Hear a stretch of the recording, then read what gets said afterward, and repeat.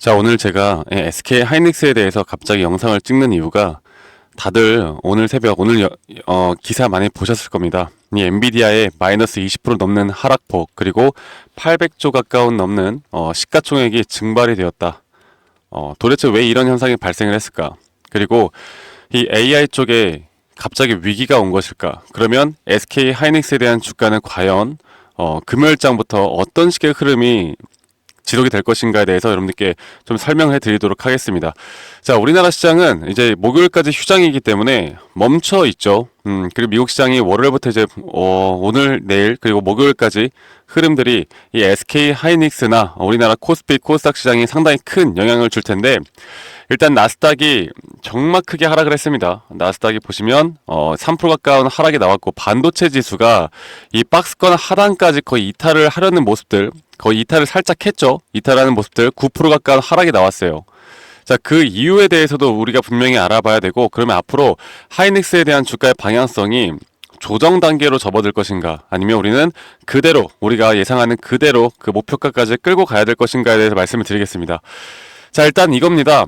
이 중국 AI 딥시크, 지금 이게 상당히 또 돌풍이에요. 중국 AI가 돌풍이 나오면서 엔비디아가 폭락을 했죠. 분명 폭락한 데는 분명히 이유가 있을 것이고, 그러면 우리가 이거를 위기로 받아들여야 될 것인가에 대한 부분들을 분명히 알아야 됩니다. 자, 이걸 보면요, 이 애플 앱스토어에서 챗 GPT를 넘어서서 이 AI 딥시크가 현재 1위를, 중국발 AI 딥시크 어플이 1위를 하는 현재 돌풍을 보여주고 있는데, 이게 왜 그러냐면 현재 미국에서 특히 엔비디아, HBM을 포함해서 이런 반도체, 특히나 투자, 천문학적인 투자를 하고 이 AI 쪽의 섹터를 계속 이끌어가고 있었습니다. 자, 그런데 중국에서 더 저렴한 비용으로 이 빅테크 최신 인공지능 모델의 성능을 따라잡고 혹은 그 이상까지도 보여준다라는 내용들이 나오면서 현재 미국이나 글로벌적인 흐름들이, 야, 그러면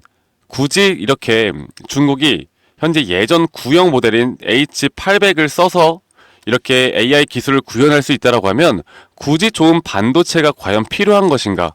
그러면 지금까지 이런 빅테크에 대한 천문학적인 투자가 결국 불필요한 비용 낭비가 아닌가라는 어떻게 보면 우려스러운 내용들, 그리고 여기에 대한 주가에 대한 불안감, 이것이 바로 주가의 폭락을 이끌어냈습니다. 자, 그런데 우리가 이제 정확히 알고 가야 되는 게 분명히 있습니다. 2024년도 6월에도 마찬가지로 이 유명 VC 세콰이어가 이 AI에 850조 정도 돈을 쏟아붓고 있는데, 현재 실질적으로 돈을 벌고 있는 게 하나도 없다라는 부정적인 이야기를 만들면서 이 엔비디아 주가를, 자 볼게요. 이때였거든요. 이때 엔비디아 주가가 140달러까지 고공상진을 하다가 이런 식으로 100달러를 이탈하는 30% 넘는 하락폭이 나왔었죠. 하지만 그때 이후로 또 주가가 어떻게 됐습니까? 결국 이런 식으로 계속 또 좋은 모습들이 나오고 있는 모습을 보여주고 있는데, 지금 미국에서의 스탠스가 앞으로 두 가지 정도가 될 겁니다.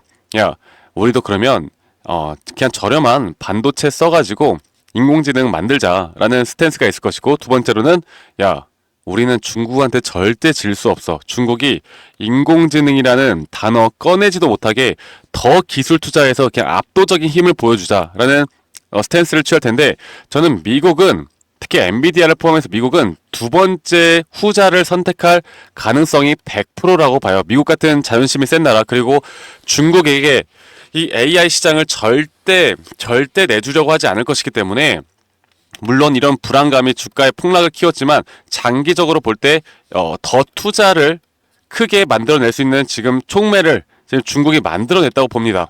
자, 그만큼 앞으로 여기에 대한 투자라는 건 이 HBM 칩에 대한 더 큰 투자가 나올 수밖에 없는 것이고, SK 하이닉스에 대한 주가도 이 단기적인 흐름들이 이렇게 빠지고, 지금 이런 폭락에 이걸 또 보면 됩니다. 자, 볼게요. 이 MSCI 한국, 잠시만요. 네, 보시는 것과 같이 이 MSCI 한국 아이쉐어즈 이 흐름을 보면은, 한국 아이쉐어즈 ETF 흐름을 보면은 지금 현재 우리나라 시장 멈춰 있지만 보시는 것처럼 마이너스 2% 정도 하락하는 모습을 보여주고 있죠. 이런 것들로 인해서 이런 흐름이 지속된다라고 하면 우리나라 시장 금요일날 시장에 분명 코스닥 코스피가 이 정도까지 낙폭을 줄 수 있다라는 걸 의미를 합니다. 물론 아직 지금 시간이 목요일까지 이틀 정도, 그리고 미국 시장으로는 3일 정도가 더 남아있기 때문에 그 흐름까지 우리가 완벽하게 좀 살펴보고 금요일장부터의 대응을 준비를 해야 되겠지만, 현재까지의 흐름은 상당히 안 좋은 흐름으로 나타나고 있는 건 뭐 지금 보시는 것처럼 어느 정도 낙폭이 나오고는 있습니다. 자, 그런데 제가 여러분들에게 항상 또 말씀드리고 싶은 건, 결국 그렇다 하더라도 미국에서 앞으로 이런 투자를 절대 줄이지 않을 것이고, 또 한 가지 좀 말씀드리고 싶은 거, 자, 이걸 좀 보면서 말씀드릴게요. 이 마크 안드레센이 어떤 내용을 발표를 했냐면, 이 딥시크 알어는 이 AI의 스푸트니크 모먼트다. 자, 이게 무슨 말이냐면, 이 소련이 1957년도에 인공위성을 발사를 했어요. 그런데 이렇게 인공위성을 발사를 하다 보니까 미국이 충격을 받았습니다. 야, 이런 기술이 있다고? 이렇게 충격을 받고 1958년도 1년 뒤에 우리가 너무나 잘 알고 있는 미국 항공우주국 나사를 설립을 합니다. 그리고 엄청난 돈을 이렇게 국가적으로 투자를 하게 되는데, 그 이후로 달 착륙이라는 또 성과를 이뤄내죠. 이 우주 기술에 대한 실력을 압도적인 차이로 과시를 합니다. 자, 이번에도 역사가 반복된다라고 하면 저는 이 AI 쪽으로 국가적인 차원에서 달려들 가능성도 분명히 있고, 이 나사와 비슷한 인공지능 조직도 생길 수 있다라는 가능성이 있기 때문에, 앞으로 지금 현재 미국에서의 인공지능 업계 반응은 더욱 투자를 해야 된다. 중국한테 질 수가 없다. 지금까지 규제에 너무 갇혀 있었다. 절대 예산을 줄이지 않고 더 예산을 증폭시킬 수밖에 없다라는 의견들이 나오고 있습니다. 그만큼 이게 SK 하이닉스에게 절대적으로 우리가 지금 보시는 뭐 이런 내용들처럼 또는 주가 하락처럼 절대 하락 추세로 진행이 될지 않을 거라는 걸 여러분들께 먼저 말씀을 드리고 싶었어요. 아시겠죠? 그러므로 인해서 결국 엔비디아나 HBM, 앞으로 이런 고성능 칩에 대한 주목도는 더 늘어날 수밖에 없을 겁니다. 기술력으로 압도하기 위해서는 이 기술력을 지금보다 더 앞서기 위한 투자가 분명히 있어야 하기 때문에 SK 하이닉스에 대한 주가 흐름 분명 어느 정도 이런 어쨌든 간에 주가는 하락을 했기 때문에 조정이 나올 수 있다는 걸 인지하는 건 중요하겠지만, 그 조정이라는 건 이 SK 하이닉스에게만큼은 중장기적으로 볼 때 다시 한번 우리에겐 기회가 될 수밖에 없다라는 걸 분명히 알 수가 있는 부분이겠죠. 그리고 기술적 분석으로도 분명 상승 파동은 총 5파동으로 이루어지지만, 이 SK 하이닉스만큼은 아직 5파동에 대한 고점이 나오고 있지 않기 때문에 우리가 중장기적으로 볼 때 한 번 더 신고가 영역까지는 끌고 가야만 한다라는 걸 제가 항상 말씀드리고 있고, 여기에서 만약 조정이 나오더라도 우리는 다시 한번 눌림목 자리에서의 매수 타점을 생각을 하고 가야 합니다. 이거는 이 시간봉을 조금 더 쪼개서 보면 우리가 기술적으로도 분명 판단할 수 있는 부분들이 분명히 있어요. 자, 기술적으로 볼 때 이 저점부터 이 현재 최고 고점까지 분명 5파동에 대한 고점이 나왔고, 이런 식으로 ABC 조정이 나온 후에 다시 한번 주가는 올라갈 겁니다. 그래서 제가 보고 있는 이 눌림목 자리에 대한 목표가들은 분명히 있기 때문에, 앞으로 여러분들이 SK 하이닉스로 더 어느 정도 수익을 극대화하거나 자리를 좀 더 잡거나 추가적인 타점을 잡거나, 아니면 내가 아직도 고점에 물려 있어서 추가적인 매수 타점을 잡거나 하고 싶으신 분들은 이런 타점 위주로 분명히 이런 악재에 절대 흔들리지 않고 이런 마인드셋과 대응을 꼭 끌고 가야 한다라는 걸 제가 다시 한번 말씀을 드리겠습니다. 아시겠죠? 그래서 뭐 우리가 지금까지 생각하는 건 미국 나스닥 시장이 폭락이 나왔고 반도체가 폭락이 나왔기 때문에 이 주가는 더 올라가지 못할 것이다. 제발 이렇게 생각하시면 안 되고요.